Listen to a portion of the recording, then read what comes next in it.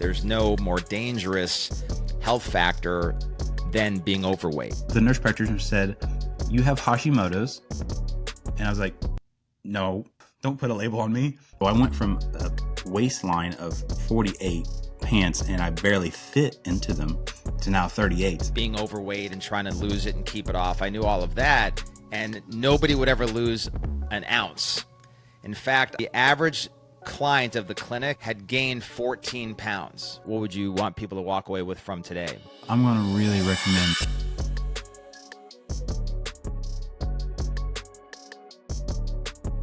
And welcome to Weight Loss and Abs. I'm here with my good friend, Dr. Chris Mosier. How you doing, Chris? Well, I'm doing great. I'm doing great. So I get the good fortune of hearing your updates on this massive body transformation you've been through the last year or so. What's the update? How's everything coming along? Well, this morning I weighed 246, but what was really cool, our tax lady said we needed to spend money. So we went to Walmart and we got me some new pants.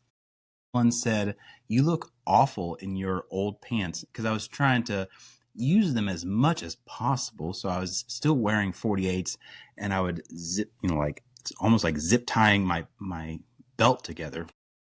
And so I just went in and said, I probably can't fit in 38s. I mean, that's just ridiculous.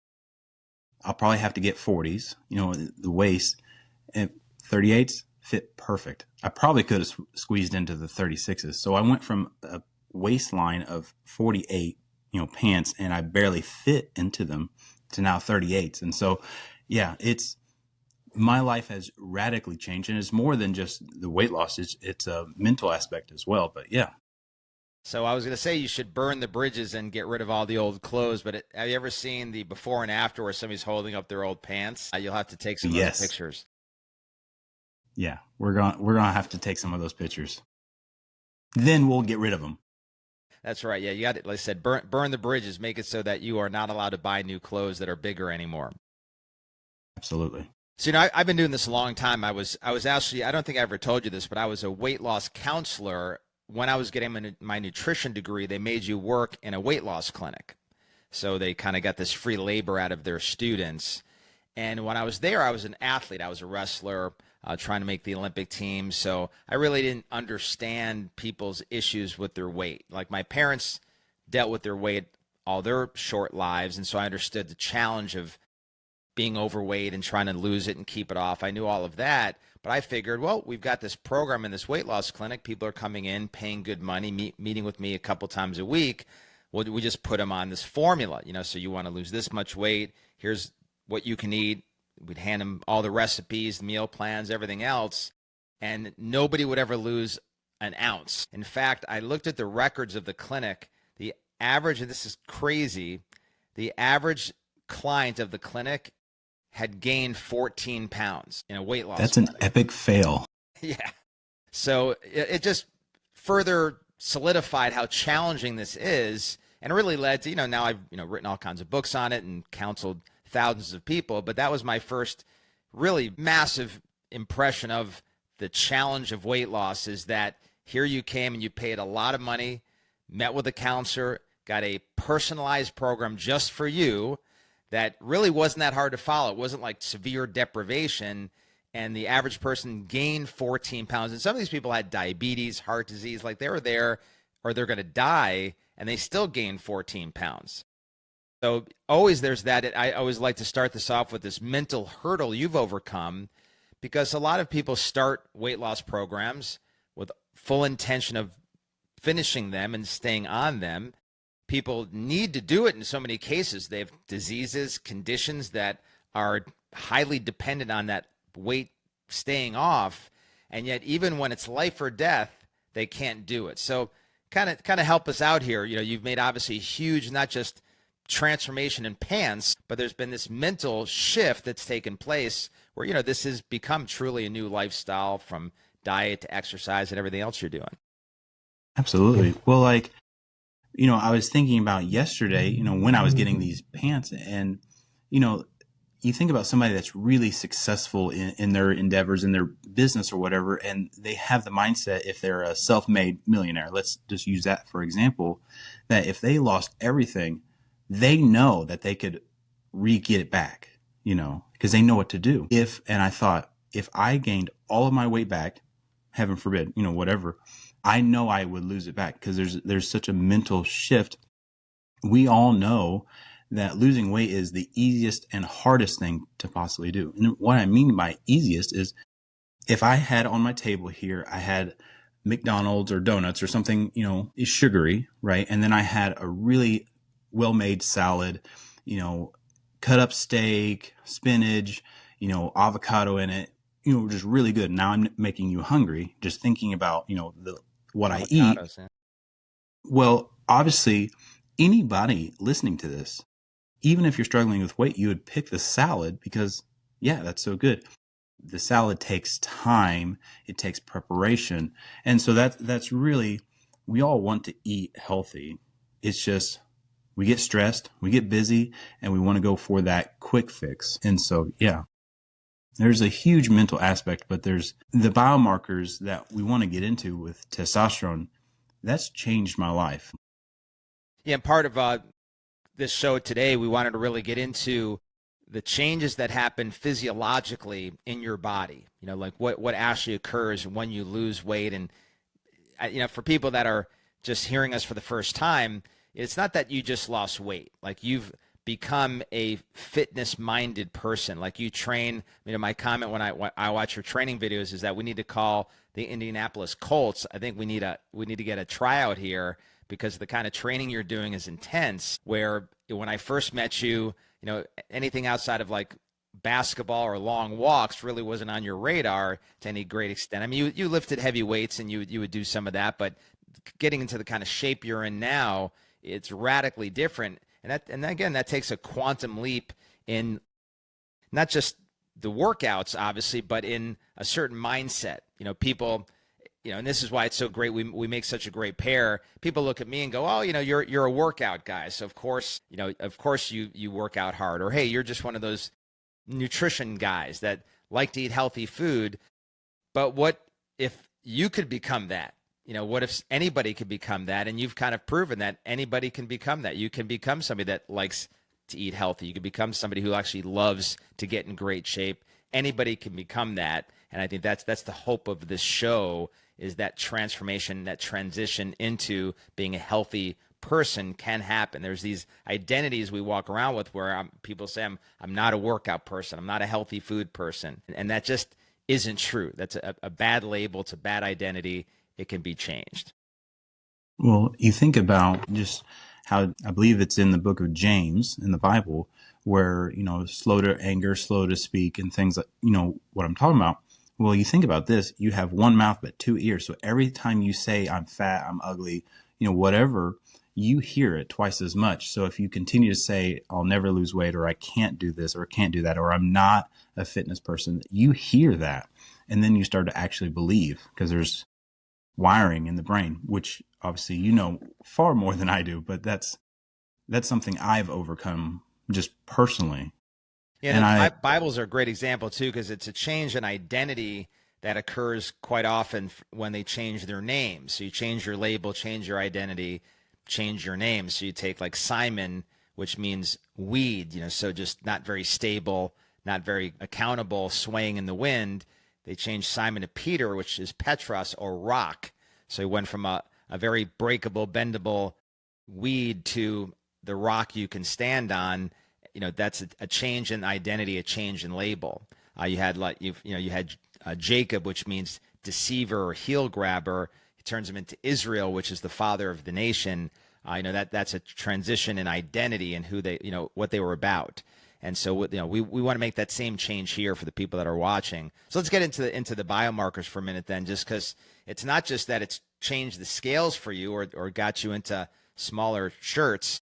I told you, by the way, I'm saving all my larges. As I've aged, I've moved from large to medium. So I'm going to keep my larges for you. I know you're on your way to larges.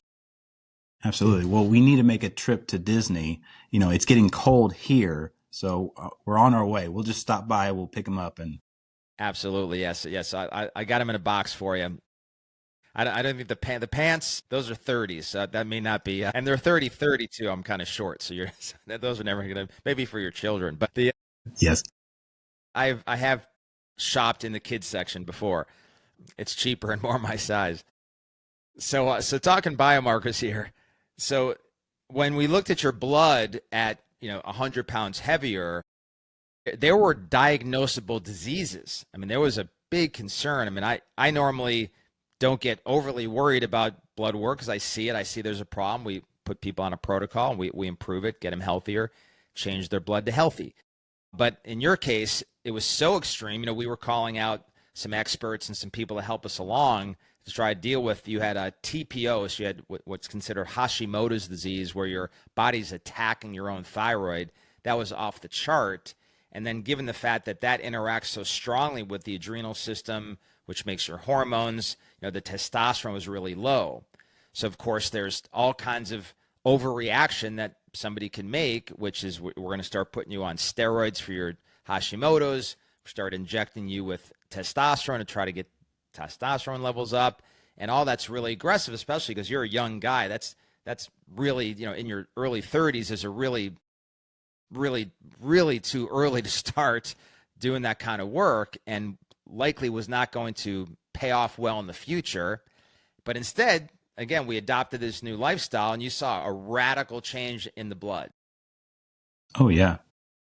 September last year, 2024, I went over to a local nurse practitioner, and they do some blood work, and they do this thing called pellets, testosterone pellets. And Dr. Ben, you can probably explain a little bit more of that. But like, I was just like, I'm heavy. I need to do something. I know testosterone will help me with my weight loss or metabolism. So let's just see where I'm at. And so the range you should be as a male, if I'm correct, is, 600 plus, like 6, 7, 800, 900, maybe 1100 would be the optimal, right? So I was cranking at 140 at a testosterone. So I guess I was like a really big girl. Yeah, you had healthy girls testosterone. Yes. And so it was really bad. And I try to think back of that time. And that's why I said earlier on this, I like who I have become, right? Because I'm a better father. I'm a better dad. I'm more patient. And so you think about testosterone. When I had that such low testosterone, I was short fused. I would be frustrated. And I have 4 young boys, and being frustrated with your kids that's just dumb. It's not good. If you're going to be the leader as a husband, as a father, being short fused like that doesn't make any sense. But that's where I was at. So she told me that I also have Hashimoto's, and Dr. Ben, I didn't even know what TPO was, anything really about thyroid. Yeah, and My that number is focus supposed to be month. 0. Like TPO is supposed to be 0. And where was yours at? Mine at the time was 4,800. So you told me, yeah. So my high, in your clinic, you said 500, 600 is the highest you ever see. And I thought, Not seen. Yeah, we don't see that. That I have seen that. so the nurse practitioner said, you have Hashimoto's. And I was like, no, I don't want a label. Don't put a label on me. And she wanted to put me on a medication. And I thought, let me try this. So I tried for 6 months. I wasn't the best at this, but carnivore, keto, just cleaning things up. Went in, got tested, went from 4,800 to 2,900 on the TPO. And my testosterone went from 140 to 404.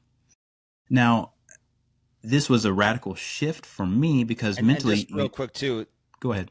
When you slip under 4, that's when it's not just performance issues and body type issues and things like that. You're actually in danger as a male going under 400. You just don't have enough testosterone for some critical body functions. So just that alone, that first jump you made in testosterone not only gave you the benefits of that, but pulled you out of a health crisis as well.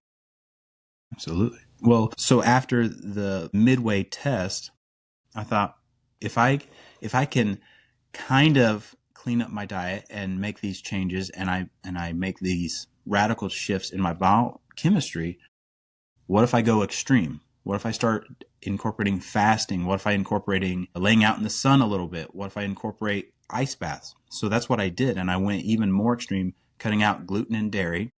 And I've discovered that once I cut those out, my weight just plummets. It just drops because those were, for me, inflammatory, right? And so I cut those out. So then here recently, I got my blood work. My TPO went down from 29 down to 2,600. So still extremely high. And we're working through some things on that. But my testosterone in just 3 months went from 404 to 637. And as I started doing the ice bath, Ellen goes to me, my wife, and she's like, Chris, your back hair is thicker and darker. And I had to look up. I was like, what does that mean? Oh, it's just my testosterone is going through the roof. So, Yeah. That's a positive side effect, but that's a good sign that that testosterone is coming up. well, it helps in the winter, but I wanted to make this point. See, we're up here in Indiana. Yeah. But I was going to ask you where you found the sun to lay in. We get some in the summer, but I was thinking about, in Jesus, where those 4 guys, they had their paralyzed friend and they broke in the roof and they dropped in his friend, right? Because those friends wanted to get him to Jesus, right? To be healed. They were willing to do whatever it took. And I mentioned this to you through text, but you are one of my mat carriers. So because of my age, you said, don't do the pellets. Let's try lifestyle. And I didn't believe I could do it at all. And maybe some people that are watching this don't believe that they can actually take their testosterone from a horrible, debilitating place to something that's actually viable and functional. But you said, no, you're young, you can do it. So I went through this because I was utilizing your belief in me. Yeah, and by the way, that's a great story from the Bible. I always wondered, like the people who let the small group come to their house probably weren't counting on a hole in the roof that night. That would be kind of a bummer, but a great miracle, and great friends who carried that mat as well. But also probably went to prison for breaking through somebody's roof. So we look at a lot of biomarkers, like I've told you, and most people it's back to the whole weight. That's why I thought this was a great show. You got the weight loss issue and you've got the biomarker issue, right? So weight's too high, and what people have to come to contention with is that your health issues go with it. There's no more dangerous health factor than being overweight.